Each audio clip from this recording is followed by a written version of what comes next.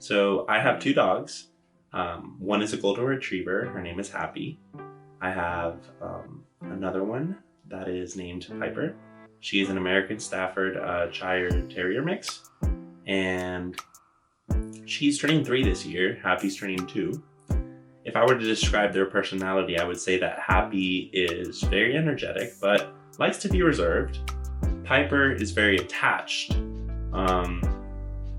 and likes to be accompanying people. And I got Happy from Petland, so I have to make $120 payments every month. That came with the responsibility, but I just couldn't say no to the dog. Piper, on the other hand, came from the animal shelter. Cost $45, but she came with heartworms, and then we had to treat them. Well, if I were to compare Happy and Piper, I would say that Happy is privileged and Piper is not. Piper came with heartworms. Happy came with a lot of debt. But you could definitely see the classes. You could see how a golden retriever is perceived as more approachable, less harmful, not gonna attack you. But then when you see Piper, it's like, is that a pit bull? Oh, no, it's not. But, you know, discrimination, it exists. All species.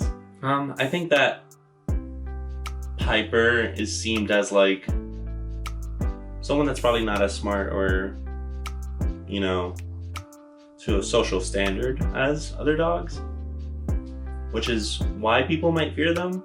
But when it comes to a golden retriever, it's like perceived as a higher processing species. And if I were to say, Happy, come here, up, she comes, just like she just did right now. That level of intelligence is what people are like, oh, it's not scary. But with, you know, a very stocky, bulky dog, they're like, they're gonna attack me. But no, right? Your sister wouldn't attack you? Yeah. I had a golden retriever growing up.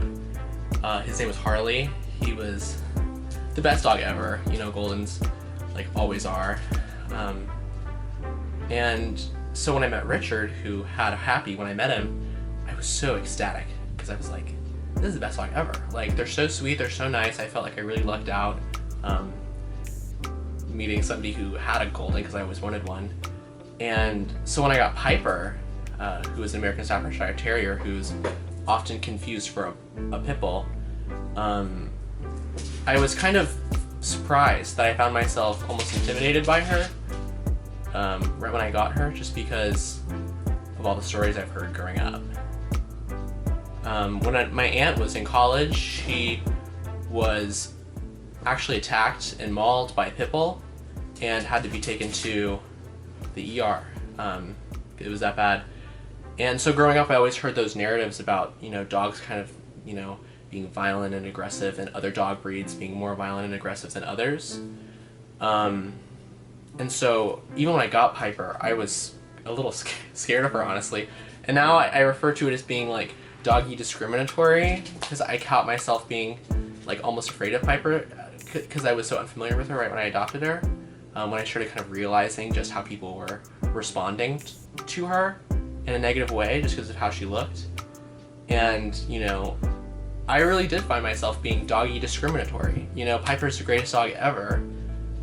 She's the best, but I guess kind of just the stigma around certain dog breeds, you know, and the differences between a golden retriever and a pit bull, and, you know, are immense, not in their actual physical characteristics as much, but in how we perceive them. You know, especially, for example, Piper has supposedly the same amount of jaw strength as a German Shepherd. And German Shepherds are equally as aggressive as any other dog, you know, breed. And if not more, because they're trained for violence for the police. And so the fact that you can have these violent police dogs who have the same exact violent capabilities as my little dog, and have my dog be the one who is kind of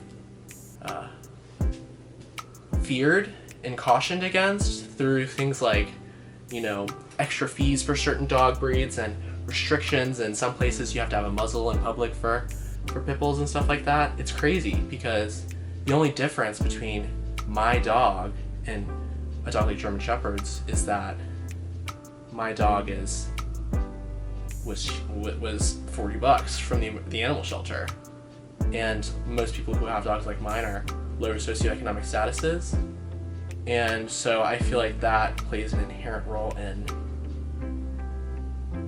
any kind of bias these dogs can face.